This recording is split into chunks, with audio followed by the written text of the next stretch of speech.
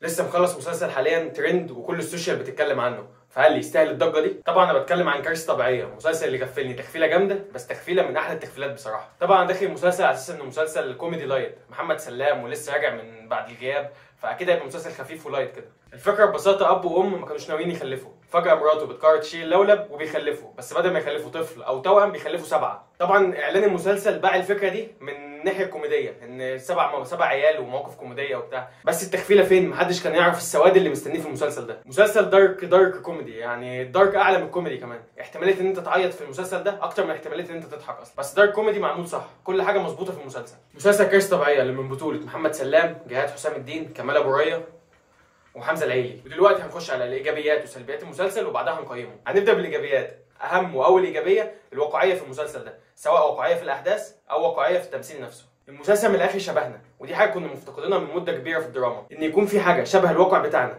بتتقدم لكل المجتمع مش لفئه معينه. المشاكل اللي اتعرضت هي واقعيه ومنتشره، زي اللبن المدعم، قوانين غريبه بتطبق، زي الايجار القديم وان انت ممكن في اي لحظه تتكرش، مرورا بمشاكل اكبر زي تجاره الاعضاء، واللي فيه مشهد بشكل علني كده بيوضح ان نص الشعب بايع كليته. مشاكل بقى زي ان المؤلفين الكبار بيستغلوا الشباب واللي طالع ميتينهم ويسرقوا سكريبتاتهم، الاعلام الفاسد اللي كل همه انه يفرفش ويضحك الناس على حساب اي حاجه تانية او على حساب اي شخص. فصباح الفل بصراحه، مش عارف ازاي مسلسل بالجرأه دي كلها عدى من الرقابه، بس الاكيد انه تغفله برضه فكره كوميدي. المسلسل حرفيا باختصار بيعرض لك واقع مصر وبيعرفك الناس وصلت لايه. عندنا كمان الواقعيه في التمثيل نفسه، بنشوف مشهد شروق مرات محمد وهي رايحه تولد، ست زي اي ست يا جماعه، شكلها طبيعي، مفيش فول ميك اب، شكلها متبهدل كمان قوي. الله يمسيها بالخير طبعا ياسمين صبري، كانت في فرصه تانية طالعه من الحادثه بفول ميك اب.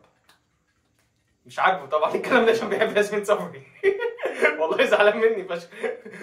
تاني حاجه الاداء التمثيلي نفسه، تاني ايجابيه يعني.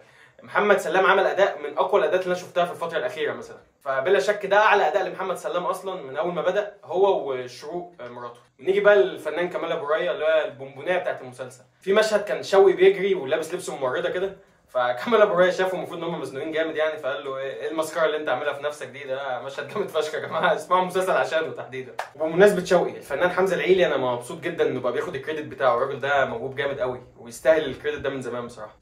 يعني ايه كريدت ده؟ كريدت يعني الشابوه. اه المفروض الشرقية. شابوه دي فرنساوي يا عم، مش احنا مش تعلمنا تعليم فلاحين الكريدت احنا المصري. ازاي؟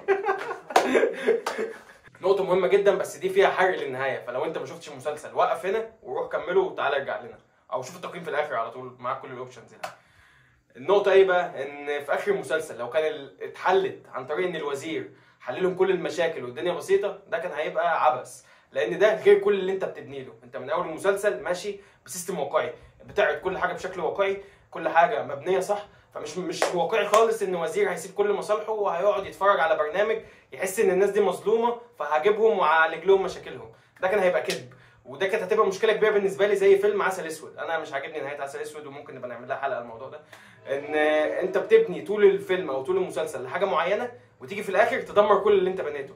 فالمخرج فلت من النهايه دي، ودي احسن حاجه حصلت، ان الوزير حتى اللي كان ناوي يساعدهم ويطلعهم من كل المشاكل دي، الوزير جاله استقاله في ساعتها. طبعا المسلسل كل شويه بناخد بالنا انه عمال يعلى في الجرأه، ان انت حتى الوزير اللي ساعدهم وقدم لهم المساعده اتشال من منصبه، فده الواقع للاسف. فالجرأه زادت قوي وربنا يستر علينا احنا كمان. انا خايف فشخ. انا خايف فشخ امي بره لو سمعت اللي بقوله ده، عشان هتمسح الحلقه، تشيل الكروما من خوف على ربنا يستر.